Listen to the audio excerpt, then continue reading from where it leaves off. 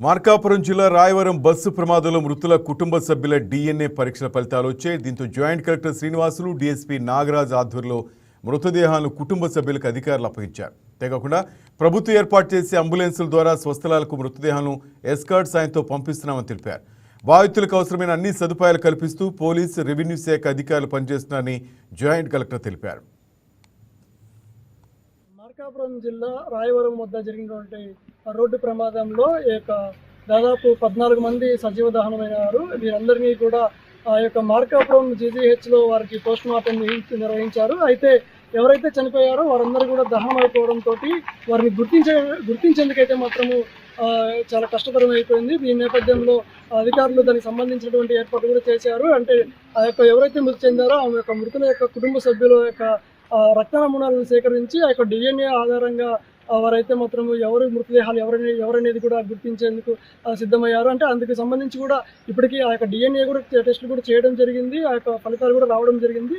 అయితే ప్రస్తుతం ఇప్పుడు మనం తాజాగా చూస్తున్నాము, ఎవరైతే మృతి చెందినారో ఆ యొక్క మృతుల బంధువులకి ఆ యొక్క మృతదేహాలు కూడా అప్పగించేటువంటి ప్రక్రియ కూడా జరుగుతా ఉంది. మనం ప్రస్తుతం ఈ యొక్క మార్కాపురంలోని GGHలో ఉన్నాము. దాదాపుగా 14 మంది యొక్క ప్రమాదంలో మృతి చెందారు. ఆ యొక్క 14 మంది యొక్క మృతదేహాలను అయితే ప్రస్తుతము ఇక్కడ ఉన్నటువంటి అధికారులు, అంటే మార్కాపురం జేసీ శ్రీనివాసులు, అదేవిధంగా DSP నాగరాజు ఆధ్వర్యంలో అయితే మాత్రం వీరందరినీ కూడా ఈ యొక్క మృతదేహాలను అయితే ఆ యొక్క కుటుంబ సభ్యులకైతే అప్పగిస్తున్నారు. అయితే ఇక్కడ చాలా హృదయ విదారకమైనటువంటి సంఘటనలు కూడా చోటు చేసుకుంటున్నాయి. ఏంటంటే ఎవరైతే ఈ యొక్క మృతదేహాల యొక్క బంధువులు ఉన్నారో వారైతే ఆ చివరి చూపు కూడా చూసుకునేటువంటి అవకాశం వారికి అయితే లేదని చెప్పేసి అయితే మాత్రం వారు ఆ విలువెల్లాడుతున్నటువంటి పరిస్థితి ఉంది. ఎందుకంటే వారు దాదాపుగా పూర్తిగా కాలిపోయినారు కాబట్టి వారిని చూసేందుకు కూడా, అంటే వారిని గుర్తించేందుకు కూడా అవకాశం లేదు. ఇప్పుడు కేవలం కూడా ఈ యొక్క DNA టెస్ట్ ఆధారంగానే వారి యొక్క కుటుంబ సభ్యులకి ఆ యొక్క మృతదేహాలను అయితే అప్పగించడం జరిగింది. దీంతో అయితే వీరందరూ కూడా ఎంతో బాధపడుతున్నారు. కొంతమంది అయితే తల్లిని మిస్ అయ్యారు, కొంతమంది కొడుకుని మిస్ అయ్యారు, కొంతమంది భార్యని మిస్ అయ్యారు, కొంతమంది భర్తని మిస్ అయ్యారు. అసలు ఇది యొక్క సంఘటన అయితే మాత్రం చాలా కుటుంబాల్లో అయితే విషాదాన్ని నింపిందని చెప్పవచ్చును. ఈ యొక్క విషాదాన్ని నింపిన నేపథ్యంలో కూడా వీరందరూ కుటుంబాలు కూడా ఎంతో వీటికి ప్రభుత్వం కూడా దిగ్భ్రాంతి వ్యక్తం చేశాయి. కేంద్ర రాష్ట్ర ప్రభుత్వాలు కూడా ఇప్పటికే ఎక్స్గ్రేసియా కూడా ప్రకటించింది. అయితే ఈ యొక్క ఘటనలు కూడా మరొకసారి పునరావృతం కాకుండా కూడా ఇటు అధికారులు కూడా చర్యలు చేపట్టారు. అంటే ఏదైతే ఈ యొక్క స్లీపర్ బస్సులు సౌత్ ఇండియాలో ఎక్కువగా ఇలాంటి ప్రమాదాలు జరుగుతున్న నేపథ్యంలో కూడా వాటిపైన ప్రస్తుతం ప్రభుత్వం అయితే ఒక కమిటీ ఏర్పాటు చేసింది.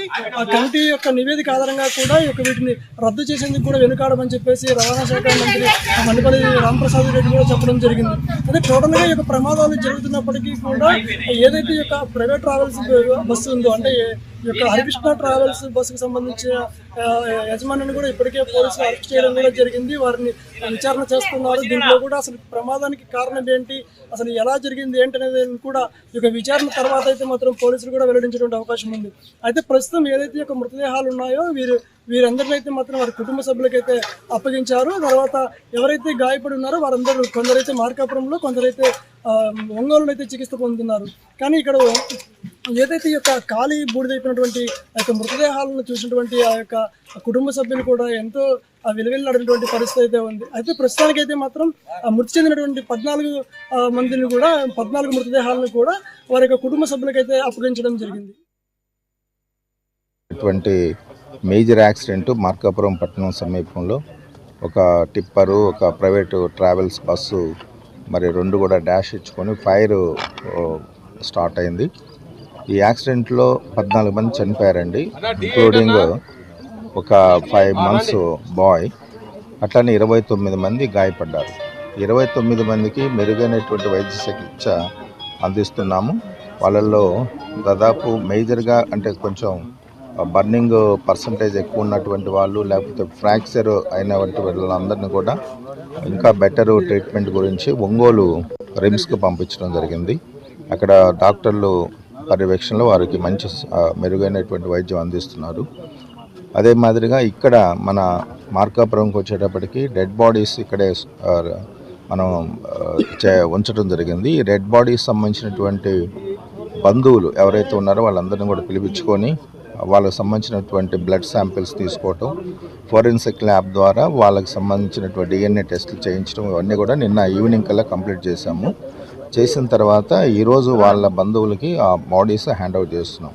ఇక్కడ ఏంటంటే మనం ప్రత్యేకంగా ఒక అంబులెన్స్, ఒక్కొక్క బాడీకి ఒక అంబులెన్స్ అరేంజ్ చేసుకొని విత్ ఎస్కార్ట్ వాళ్ళ ఇంటికి చేరుస్తున్నాము. అక్కడ కూడా రిసీవ్ చేసుకోవడానికి స్థానికంగా ఉన్నటువంటి తహసీల్దారు, ఎంపీడీఓ అండ్ మన విఆర్ఓ, పంచాయత్ సెక్రటరీ అక్కడ వెయిట్ చేస్తున్నారు.